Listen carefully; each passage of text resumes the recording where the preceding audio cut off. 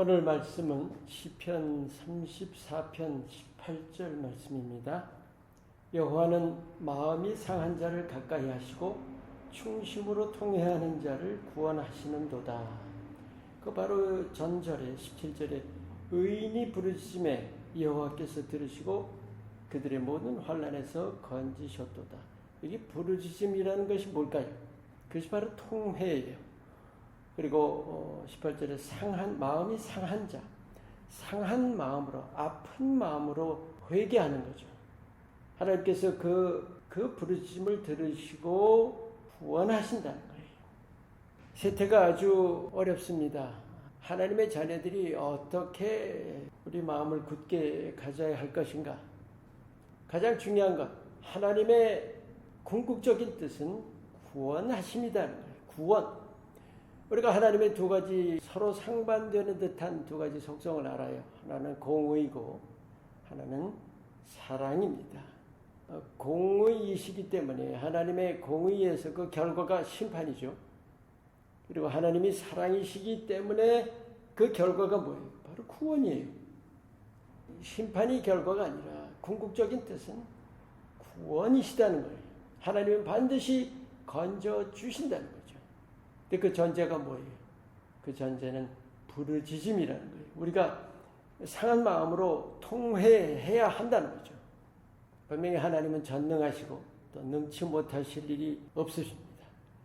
그 능력으로 우리를 치유하시고 회복시켜 주신다는 거예요. 그것이 구원입니다. 그런데 그 하나님의 구원의 능력이 역사하시는 통로가 뭐냐? 그게 바로 부르짖음이에요. 그게 바로 통회입니다. 우리가 죄로 인해서 상한 마음, 그 죄 때문에 우리가 마음 아파하면서 그 아픈 마음으로 깊이 뉘우치는 것이 통회입니다. 예수님께서 십자가 위에서 우리의 죄를 위해서 다 죽으셨다는, 그래, 은혜라는 것이 몹시 중요합니다.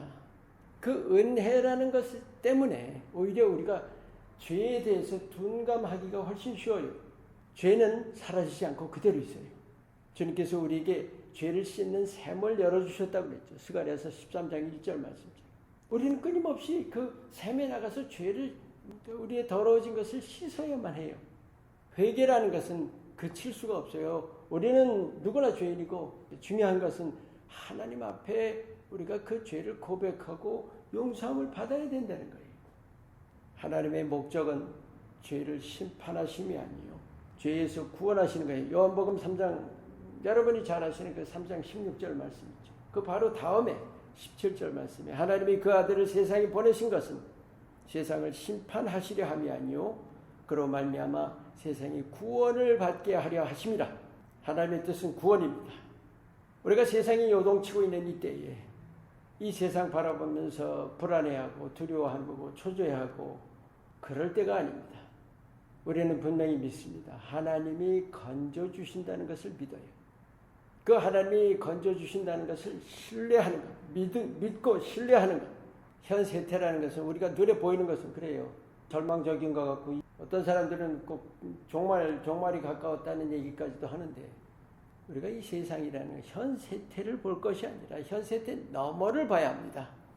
믿음으로 큰 그림을 봐야 되는 거예요. 하나님은 지금 우리를 건져주시려고 기다리고 계신다는 거예요. 하나님은 구원의 하나님이세요. 반드시 건져주십니다. 우리가 그것을 바라보고 해야 할 일이 뭐예요? 부르짖어야 하는 거예요. 우리 인류의 죄는 바로 나의 죄입니다. 우리가 해야 할 것은 부르짖는 것이고 그 부르짖음이 뭐냐? 아픈 마음으로 주님 앞에 죄를 고백하고 뉘우치는 거예요. 통회함으로 상한 마음으로 죄를 고백하면서 그리고 용서를 구하는 거예요. 주님, 우리를 불쌍히 여겨 주시옵소서. 우리의 죄를 용서하여 주시옵소서. 우리에게 자비를 베풀어 주시고 우리를 건져 주시옵소서. 바로 그것이 우리가 이 요동치는 이때에 우리가 주님께 드려야 할 기도입니다. 그리고 그 큰 그림을 바라보고 우리 소망을 굳게 하세요. 우리는 든든히 주님을 신뢰하여서 주님께 부르짖는 하나님이 반드시 건져 주십니다. 아멘.